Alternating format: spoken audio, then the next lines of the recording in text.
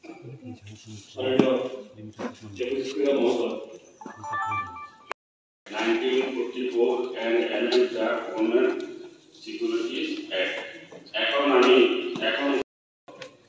In accordance with clause 1 of Article 2 resolution গত 8 জানুয়ারি 2024 ইংরেজি তারিখে অর্থ দপ্তরের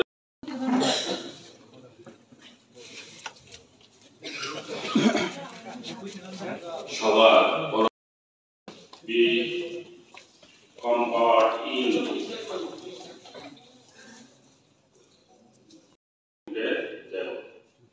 এখন আমি অর্থ দপ্তরের ভারপ্রাপ্ত মাননীয় মন্ত্রীকে অনুরোধ করছি। আমার প্রথম যেটা প্রশ্ন যাচ্ছে মাননীয় মুখ্যমন্ত্রীর কাছে, রাজ্য সরকারের কাছে, যে NAAC national assessment and accreditation council, যাকে শর্ট ফর্মে আমরা NAAC বলি,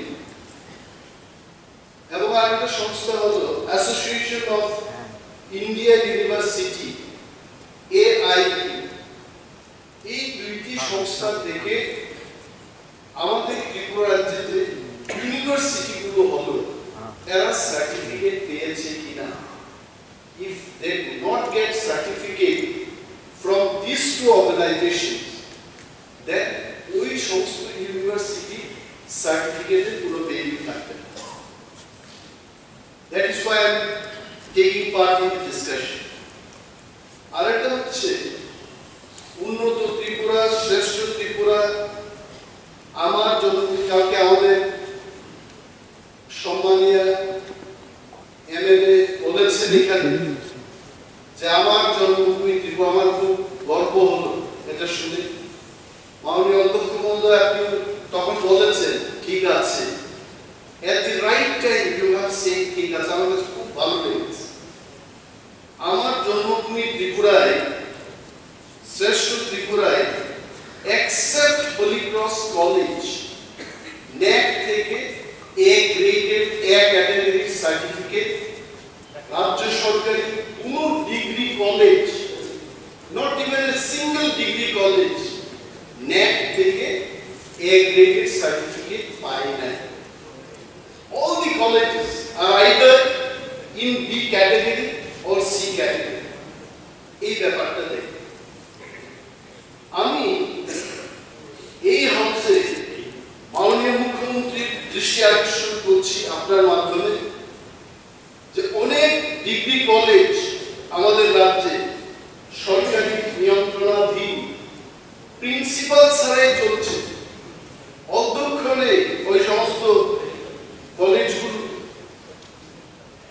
এবং এই সমস্ত যে বিল আসছে, মাতা ত্রিপুরা সুন্দরী ওপেন ইউনিভার্সিটি, একটা কলেজ, একটা ইউনিভার্সিটি যখন আমার স্টেটে হবে,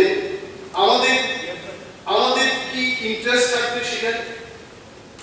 আমার এখানকার ছেলেমেয়েরা সেই ইউনিভার্সিটিতে যেন চাকরি বাকরির সুযোগ পায়। এই আইনের অধীনে ভারতীয় রিজার্ভ ব্যাংকের বইগুলিতে এখনো বকেয়া রয়েছে। তাই পাবলিক ডেট অ্যাক্ট 1944 বাতিল করার জন্য আইনের এই ধরনের বিধানগুলিকে সরকারি সিকিউরিটিজ বিল সংশোধন আনার মাধ্যমে সরকারি সিকিউরিটি অ্যাক্ট 2006 এর অধীনে অন্তর্ভুক্ত করে কার্যকর করা প্রয়োজন হতে পারে। অধিকন্তু পাবলিক ডেট অ্যাক্ট 1904 এর বিষয়বস্তু রাজ্য তালিকা অন্তর্ভুক্ত, তাই সংবিধানের অনুচ্ছেদ 52 এর অধীন বিধি অনুযায়ী বিধান অনুযায়ী সরকারি সিকিউরিটি অ্যাক্ট 2006 এর প্রয়োজনীয় সংশোধন করা প্রয়োজন। ভারত সরকার, রাজ্য সরকার সংবিধানের 252(1) অনুচ্ছেদের অধীনে প্রয়োজনীয় রেজুলেশন পাস করার জন্য বিবেচনার জন্য রাজ্য আইন সেবা কমিশনের বিষয়টি রাখার জন্য অনুরোধ করেছে। তদনুসারে ভারতের সংবিধান অনুচ্ছেদ 252 এর একদম ধারা অনুসারে বিধানসভাকে এই পাবলিক ডেট অ্যাক্ট 1944 বাতিল করা এবং সরকারি সুবিধা 2006 সংশোধন করার জন্য সংসদকে ক্ষমতা দেবে।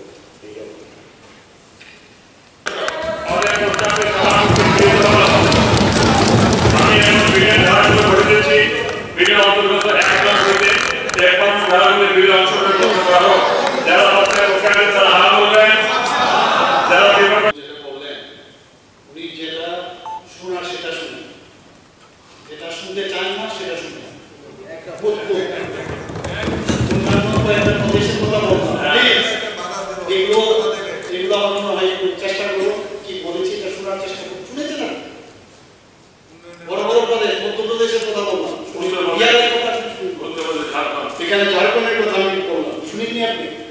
যেমন মনে হয় এগুলো কিন্তু পরন্তু এগুলো থাকবে এবং এটা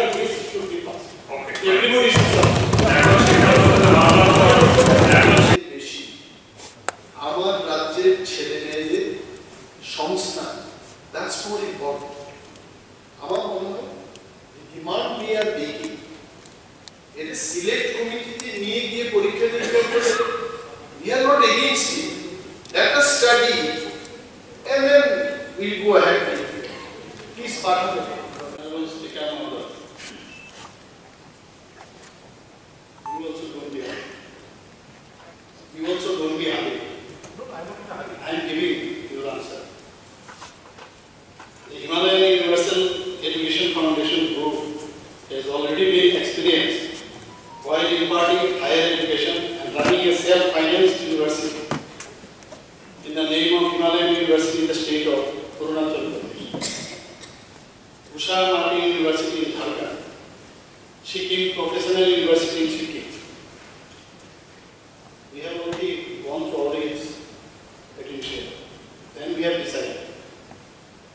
And Mangalatime University, the state of Uttar Pradesh, and Uttar Pradesh. At present, Himalayan, oblique Usha Martin, Mangalatime, and Sikkim Professional University offer a wide range of degree programs at different undergraduate, postgraduate, and research levels, which have already produced thousands of students who are now successfully settled. I believe. Okay, ঠিক আছে, I believe. এবং এখানে যেমন যে Aliabad university এবং techno India university, সেটা কিন্তু already আমাদের যেটা আমি বললাম ইউজিসি অনুমোদন পেয়েছে এবং আশা করি এরাও অনুমোদন পাবে। এটা আমার পশু আপনাদের কাছে অনুরোধ, এখানে যারা সমস্ত মাননীয় বিধায়িকা আছেন এই বিলের পক্ষে আপনারা অবশ্যই সমর্থন করবেন। ধন্যবাদ। অশিক্ষক কর্মচারী তাদেরও সেখানে কর্মসংস্থানের সুযোগ থাকে। বিশ্ববিদ্যালয়ের chancellor, vice chancellor, registrar, controller of examination, finance officer, এই উচ্চ পর্যায়ের আধিকারিকদের দায়িত্ব এবং কর্তব্য সম্পর্কে এই বিলের মধ্যে একদম ক্লিয়ার কাট নির্দেশিকা। বিশ্ববিদ্যালয়ের চ্যান্সেলর স্পন্সরিং বডি তারা 3 বছরের জন্য তাদের অ্যাপয়েন্টমেন্ট হবে এবং পরবর্তীকালে রিঅ্যাপয়েন্টমেন্টেরও সুযোগ থাকে। 3 বছর অবধি ওদের সেই তারা থাকতে পারবেন।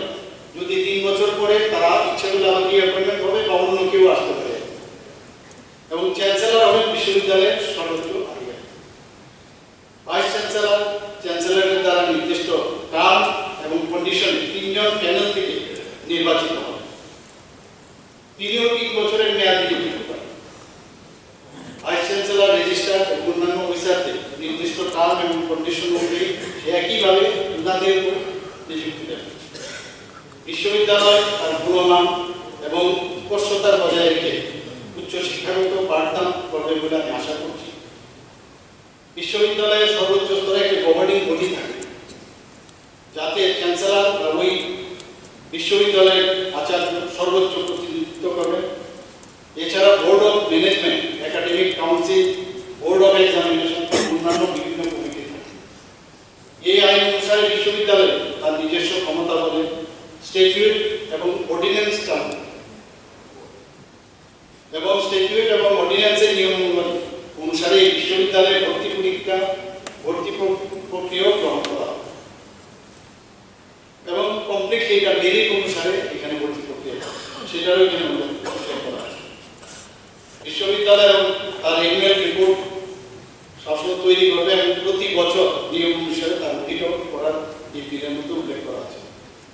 এই বিলের প্রবিধান রাখা হয়েছে এই বিশ্ববিদ্যালয়কে সম্পূর্ণভাবে ইউজিসি এবং অন্যান্য রেগুলেটরি অথরিটি যেটা আপনি বললেন সেগুলো অবশ্যই অনুসরণ করতে হবে, তার পরিচালনা। এখানে ন্যাকের কথা মাননীয় মাননীয় সাহেব বলেছেন এখানে যদি এটা 3 বছর জাতীয় অনুসারে 3 বছর যদি এটা কমপ্লিট হয়, তারপরে সেই ন্যাকের অনুমোদনের জন্য তারা অ্যাপ্লাই করতে নিয়ে গেছে, তখন অনুমোদন তাদের উপর ডিপেন্ড করছে যে ওরা সব ক্রাইটেরিয়া ওরা ফুলফিল করছে কিনা, তবেই সেই ন্যাকের তারা অনুমোদন করে। শিক্ষিত বেকার যারা আছে বিভিন্ন কারণে ওরা কলেজে পড়তে পারে না, তারা কিন্তু এই কলেজে যদি এটা হয় তাহলে সেই সুবিধা পায়। শুধু তাই নয়, যারা শিক্ষিত বেকার আছে তাদেরও কর্মসংস্থানের কিন্তু একটা সুযোগ এখানে।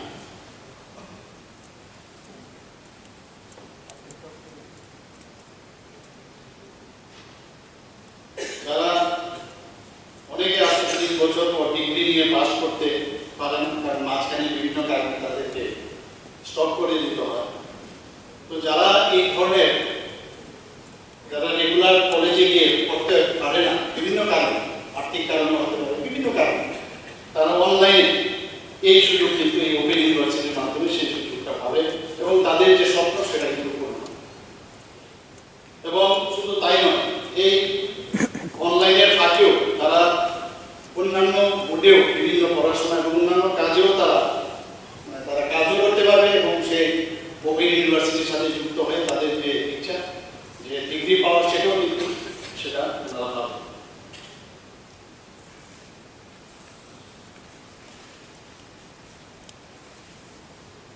এই বিলের মধ্যে একটা প্রভিশন আছে রাজ্য সরকার দ্বারা এটা নজরদারি, যেটা এখানে একটু আশঙ্কা প্রকাশ করেছেন যে এখানে কোনো ধরনের আমাদের নজরদারি থাকবে কিনা। বিলের মধ্যে লেখা আছে যে যে কোনো ধরনের পরিস্থিতি মোকাবেলার জন্য রাজ্য সরকারের হাতে ক্ষমতা ন্যস্ত থাকবে।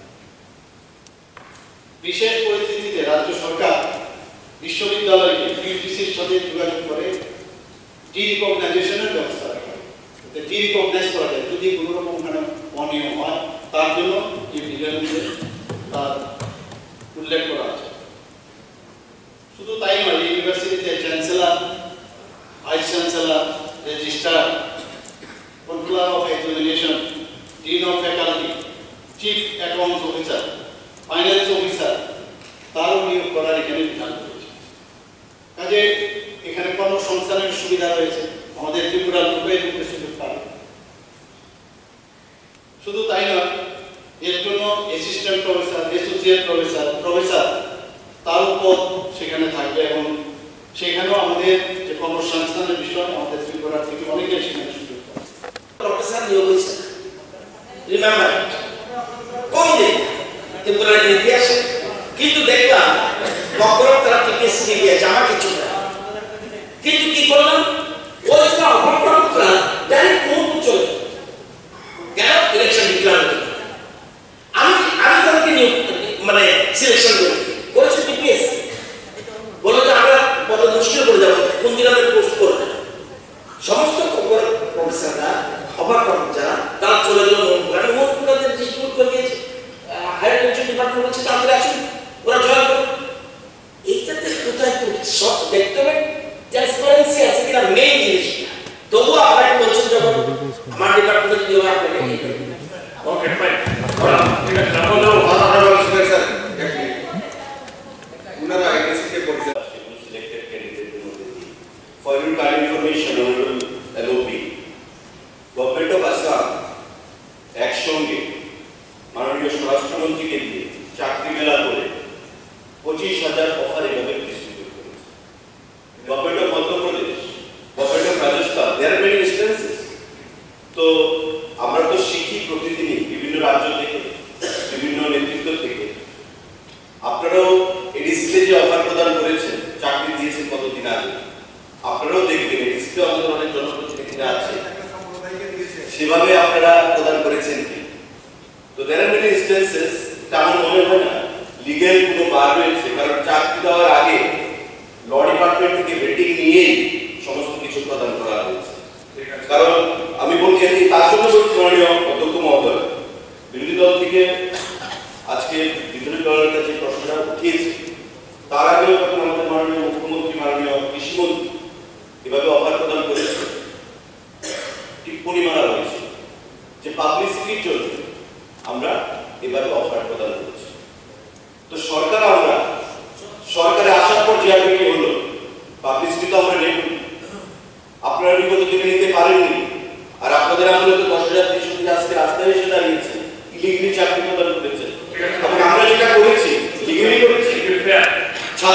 সমস্ত যুব সংগঠনকে দিয়ে এটা বলার চেষ্টা করা হয়েছে যে জিআরপিটি সেখানে ট্রান্সপারেন্ট নয়, জিআরপিটিতে অনিয়ম হয়েছে, প্রমাণ করে দেখা। ঠিক আছে, ওকে, বসো, ঠিক আছে, যাচ্ছে তার মতো অবস্থা দিল্লি পাচ্ছি ঠিক আছে। দেশের জায়গা আছে বিশ্বের মাননীয় কথা হয়েছিল আমার যে কোশ্চেন ছিল সেকেন্ডারি এডুকেশন ডিপার্টমেন্ট, আপনি যে বিষয়টা উল্লেখ করেছেন সেটা হচ্ছে জিআরপি শিক্ষক শিক্ষিকার ক্ষেত্রেও জিজ্ঞেস করছি। যাই হোক, এখন কথা হচ্ছে যে অনেক কিছুই তো আগে অনেক কিছু হয়নি, প্রতি ঘরে সুশাসন এখন আমরা ঘরে ঘরে দিচ্ছি, আগে তো দিত না, দিত এইভাবে। তো সেই হচ্ছে আমরা দিচ্ছি, এর মধ্যে কোনো অসুবিধার কোনো কারণ থাকতে পারে না। ফেয়ারনেস আছে এর মধ্যে, আপনি দেখতে হবে এর মধ্যে কোনো ফেয়ারনেসের সমস্যা। আমাদের সুযোগ দেওয়া হবে কি না, আমি এটা চাকরি হয়েছে। আমি অনারেবল চিফ মিনিস্টারকে ধন্যবাদ জানাবো এই বিষয়টা নিয়ে। তবে আরো একটা জিনিস জানতে চাইব, এই শিক্ষক শিক্ষিকাদের যে অফারটা দেওয়া হলো এটি কি বাই পোস্টে দেওয়া হয়েছে না অন্য কোনো সিস্টেমে এটা দেওয়া হয়েছে? কেন আমি বলছি, লাস্ট অন্তত 40 বছর ত্রিপুরা রাজ্য সরকারের যে সমস্ত কর্মচারীরা তারা যখন চাকরি পান, একটা পরম্পরা ছিল গ্রুপ ডি থেকে অফিসার পর্যন্ত অফারগুলো কিন্তু বাই পোস্টে দেয়। সম্ভবত গত 16 ডিসেম্বর 2023 মাননীয় মুখ্যমন্ত্রী আগরতলার রবীন্দ্র শতবার্ষিকী ভবনে সিলেক্টেড কিছু জিআরপিটি ক্যান্ডিডেটদের দেখে 1000-এর বেশি সিলেক্টেড ক্যান্ডিডেটদের দেখে অলমোস্ট লাইক পুরস্কার বিতরণের মতো করে অফারগুলো বিলি করতে খবরের কাগজে বেরিয়েছে, খবরে আমি দেখেছি। তখন আমার মনে হলো যে সিলেক্টেড ক্যান্ডিডেটরা এরা নিজের পরিশ্রমে নিজের মেধার উপর ভিত্তি করে তারা চাকরিটা পেয়েছে। আর এইভাবে যে ডেকে এদের পুরস্কারের মতো করে যদি দেওয়া হয়, আই পার্সোনালি ফিল যে এটা ওই সিলেক্টেড ক্যান্ডিডেটদের আমরা অবমাননা করছি, নাম্বার 1। নাম্বার 2, যদি মাননীয় মুখ্যমন্ত্রী এইভাবে অফারটা বিলি বন্টন করতে পারেন প্রচারের জন্য, তাহলে আমরা 60 জন বিধায়করা যারা নির্বাচিত আমাদের এলাকায়, আমরা ট্রেজারি বেঞ্চে যারা বসে আছেন বিধায়করা, মন্ত্রীরা, নিজ নিজ এলাকা সিলেক্টেড ক্যান্ডিডেটদের আগামী দিন আমরাও যেন অফার বন্টন করতে পারি, এই ব্যবস্থা আপনি করবেন কিনা? I want to start question মানে কি মাননীয় বিধায়ক আমাদের অপোজিশন লিডার এক নম্বর হচ্ছে 2022 ইংরেজি 1 জানুয়ারি থেকে 2023 সালে 30 আগস্ট পর্যন্ত কতজন স্নাতক এবং স্নাতকোত্তর বেকারকে শিক্ষক শিক্ষিকা পদে অফার প্রদান করেছে? উত্তর হচ্ছে 2022 ইংরেজি 1 জানুয়ারি থেকে 2023 সালে 31 আগস্ট পর্যন্ত বিদ্যালয় মধ্যশিক্ষা অধিকারের অধীনে স্নাতক পদে 158 জন এবং স্নাতকোত্তর পদে 312 জন বেকারকে শিক্ষক শিক্ষিকা পদে অফার প্রদান করা হয়। সাপ্লিমেন্টারি